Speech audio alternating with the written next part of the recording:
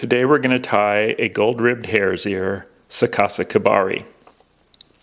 This is my favorite fly, and I tie it on an Umpqua C300 BL hook, size 12 or 14.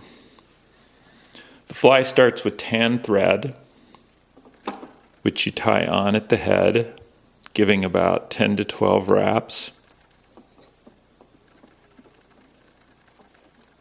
Back. And then trim that off. For hackle, the fly uses a pheasant rump feather.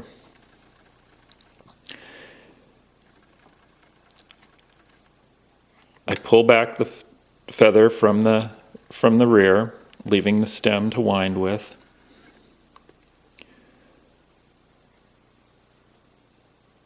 Kind of get the feather adjusted for hackle. And then tie down the tip of the feather facing back on the hook shank at the end of those turns.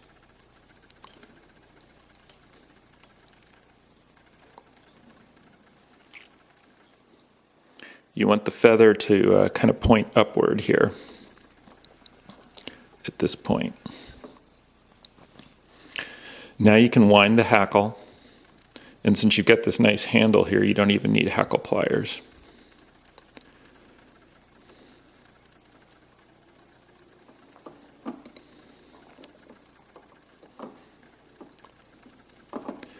And you just want 2 to 3 turns of the hackle.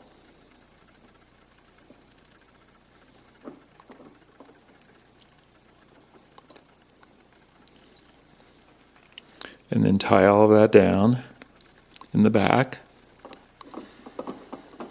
And make sure to trim everything off in the back now.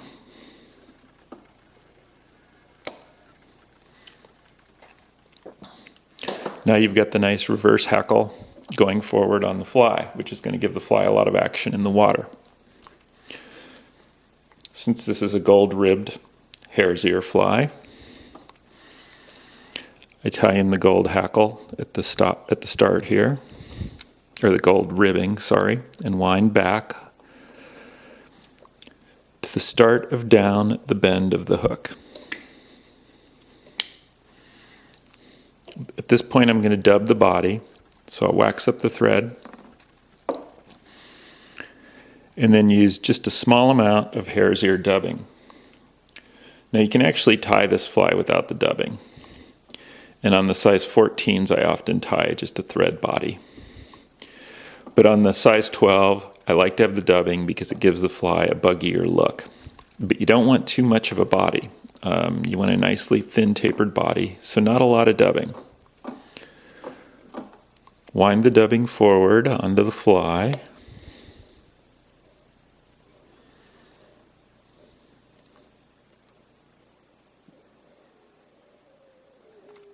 Going all the way up to the hackle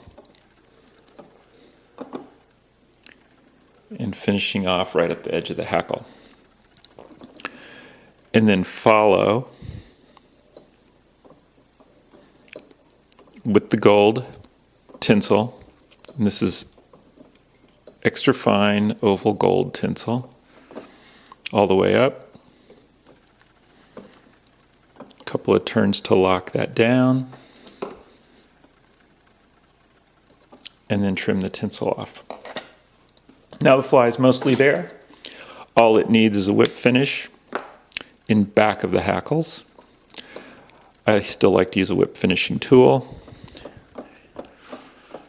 About 5 wraps. Tighten it up, trim it off, and you're done. That's the gold-ribbed hare's ear Sakasa Kebari. This fly can be fished wet very effectively. It can be fished just under the surface swinging. It can also be fished kind of on the surface dry. And it catches fish every way I've tried to fish it so far.